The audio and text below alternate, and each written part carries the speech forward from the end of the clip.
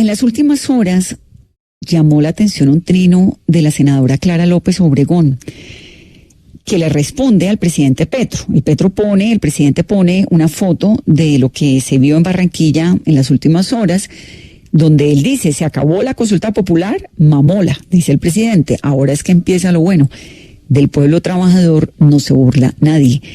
Así está el pueblo barranquillero, en la propia tierra del presidente del Senado, refiriéndose al doctor Efraín Cepeda. Empieza la gran movilización general del pueblo colombiano por sus derechos. A lo que la doctora Clara López Obregón le contesta: cada vez más encaminados hacia una Asamblea Nacional Constituyente. La doctora Clara López es senadora del partido del presidente, del Pacto Histórico. Senadora, me da gusto tenerla, bienvenida. Muy buenos días, Vanessa, gusto saludarla. El gusto es mío. Me llamó mucho la atención su trino porque usted es del partido del presidente y está diciendo algo, digamos, una Asamblea Nacional Constituyente, pues podría derivar en lo que sea, entre otras en una reelección. ¿Por qué puso ese mensaje? Porque la negativa a escuchar al pueblo, a legislar en su favor, termina exacerbando la necesidad de que el pueblo se pronuncie. Yo no estoy hablando de reelección, yo estoy hablando de cambio social, de transformar nuestras instituciones para que no solamente codifiquen los intereses del capital, sino que también codifiquen los intereses del trabajo. Y creo que eso es lo que está a la orden del día. Yo estuve en Barranquilla asistiendo a una invitación de la ANDI y pude conversar con muchas personas. Y me sorprendió más que todo lo que me comentaron muchos de las personas que lo sirven a uno en los restaurantes, en las cafeterías, sobre cómo Petro le está devolviendo la dignidad a los trabajadores de Colombia. Y eso es lo que el Senado de la República no quiere entender, hundiendo primero la reforma laboral, anteriormente la reforma de la salud y ahora la consulta popular. Un Senado que se rehúsa a escuchar, a dejar que el pueblo se exprese, es un Senado que está pavimentando el camino hacia un proceso constituyente que desemboca en una Asamblea Nacional Constituyente. ¿Cuándo? Pues no será en este gobierno, pero que se viene, se viene. ¿Cree que se viene una constituyente? Yo creo que sí, porque es que se están acumulando las fuerzas y al lado de esas populares se está acumulando una deslegitimación dramática del Congreso de la República como institución. No podemos generalizar porque no todos son lo mismo, pero las mayorías que se vienen consolidando en el Congreso de la República están congelando las instituciones, no están permitiendo que el país evolucione como está evolucionando siempre la sociedad. No se puede en ningún momento pensando que las cosas se van a quedar petrificadas en un instante de tiempo. Hay que ir cambiando y ese cambio es el que uno ve que las mayorías en el Congreso de la República no quieren efectuar. Esa constituyente tendría, digamos, el apoyo, el respaldo, el aval, la búsqueda del presidente. Disculpe, no alcancé a escuchar, ¿se interrumpió un poco? Sí, es que yo lo que quisiera entender, pensando en su trino, es si el presidente estaría como en ese mismo camino de una constituyente. ¿Cuál es la percepción que usted tiene? No, yo pienso que el presidente está tratando de sacar adelante la consulta popular y creo que en eso tiene toda la razón. Mi lectura es que si vuelven y no dejan pasar la consulta popular para que el pueblo le diga al Congreso, mire, sí tiene que legislar, entonces se abre paso.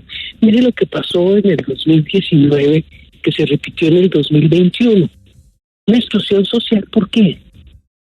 No fue la pandemia, porque empezó en el 2019. La gente está muy descontenta porque no llega la institucionalidad a satisfacer sus necesidades y sus derechos. Por ejemplo, los jóvenes que no estudian ni trabajan. Se ha hecho un esfuerzo muy grande en este gobierno de abrir cupos universitarios, de generar nuevas condiciones de empleo, sí se ha disminuido el desempleo, pero sin lugar a dudas eso no es suficiente. Tenemos que mostrar que hay voluntad política de incorporar a todo el país en un proceso de desarrollo y no seguir con esta concentración odiosa de ingresos y de capital en manos de unos pocos. Y eso es lo que está tratando de hacer Gustavo Petro, diciendo, oigan al pueblo, que se pronuncie. Y no es fácil sacar 13.700.000 votos en una consulta. Entonces se ve que lo que hay es miedo al pueblo. Senadora, ¿cuál sería ese mecanismo? Porque la Constitución habla de una ley para convocar al pueblo a que decida si convoca o no a una constituyente. ¿Se piensa en un mecanismo así? Porque para alguna gente causa cierta inquietud que el presidente diga, iré hasta donde el pueblo me diga, como pensando si habría caminos distintos al camino constitucional. Bueno, el camino constitucional es el que tenemos que seguir. Vamos a ver si siguen poniendo como vaca muerta en el camino quienes se oponen a que haya cambio en este país. Senadora, la discusión frente a si el país en este momento necesita de una constituyente se va a poner sobre la mesa de cara a las elecciones de 2026, que sea parte de la discusión política del país. Bueno, si yo me meto en el proceso electoral, yo introduciré el tema, pero todavía no he tomado esa determinación. ¿Cómo así? Explíqueme, amplíeme un poco eso, de si se mete en el proceso electoral, ¿para qué? ¿Para seguir en el Senado? ¿Para lanzarse a una alcaldía? ¿Para qué, doctora Clara? ¿Cuál sería, digamos, qué tiene así sobre la baraja? Es que ese es el problema, todavía no he tomado decisiones, pero también hay otros candidatos que están en esa, o precandidatos que están en esa tónica. Se lo he leído a el exalcalde de Medellín, a Daniel Quintero. Entonces, vamos a ver, yo creo que eso es un tema que de pronto aparece en el debate electoral, de pronto no aparece. Populares marchan con o sin dirigentes. Sí. Ahora, ¿usted cree que el próximo candidato del progresismo debería tener esta constituyente como una de sus banderas en la candidatura? Ay, la perdimos. Bueno, mire, Pascual, ya estamos en constituyente abiertamente. Sí, bueno, y ella dice que no sería en este gobierno, porque uno se da cuenta, no dan ni los tiempos ni las mayorías, porque si al gobierno le queda difícil convocar a una consulta, pues convocar a una constituyente y sacar una ley en el Congreso que convoque a una constituyente parece en este momento imposible. Por eso ella habla de que sería en otro gobierno. Vamos a ver entonces si eso queda incorporado a la campaña, quienes dicen sí constituyente o no constituyente. Quería preguntarle a la senadora, no sé si la tenemos otra vez. Sí, aquí está en línea, pero déjeme que le hice una pregunta, no me la alcanzó a contestar. No sé si me la escuchó, doctora Clara. Por favor, repetir.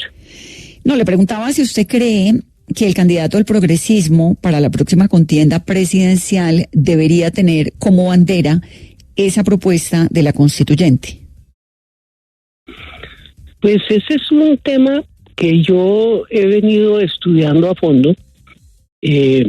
Por eso es que le digo que hay que considerar si se mete uno o no a la contienda, porque eso no es decisión de un líder o de una persona, sino de un proceso. Y lo que yo venía sosteniendo es que los procesos constituyentes marcan con o sin un líder que los lidere. Entonces, lo que hay es que encauzar la opinión hacia un cambio hacia adelante. Y yo lo que estoy leyendo en la oposición es un deseo dramático de marchar como el cangrejo hacia atrás. Quieren volver a temas de represión, de autoridad, entendida como obligar a la gente a pensar como ellos y no como cada cual quiere. Yo estoy muy, muy preocupada por lo que uno está viendo de tendencias autoritarias en todas las sociedades, pero eso también se está reflejando en la sociedad colombiana. Senadora, ¿qué responderle al expresidente César Gaviria, que más temprano en un comunicado ha dicho que la arbitrariedad del presidente Petro podría llevarlos a desconocerlo como presidente? Bueno, ellos han estado en eso desde hace rato, tratando de desconocer al presidente, pero pues yo no veo cuál es la arbitrariedad de un presidente que se acoge a la Constitución. Es que ellos llaman arbitrariedad no hacer lo que ellos mandan, no hacer lo que manda la Constitución. A ver, ¿dónde está alguna afrenta del presidente Petro a la institucionalidad de las formas constitucionales? En ninguna parte. Yo creo que el problema con el presidente Gaviria es que ese es otro que ya le pasó su etapa, que sigue tratando de congelar el país que él conoció, y ese modelo neoliberal que él impuso en Colombia está de salida en todas partes. En Colombia es donde tal vez más retraso tiene, precisamente porque no dejan mover las instituciones, no dejan mover la política pública y quieren seguir gobernando como de costumbre cuando la situación en el mundo entero ha cambiado. Senadora, usted mencionó ahorita a Daniel Quintero, que ha dicho que la Constitución del 91 fracasó. ¿Usted también cree que la Constitución del 91 fracasó? No, la Constitución del 91 era una Constitución sincrética. Lo que pasa es que los que pensamos que iba a ganar la Carta de Derechos y el Estado Social de Derecho que está en la Constitución, hemos venido perdiendo frente a los que eligieron el modelo neoliberal con palabritas aquí, palabritas allá.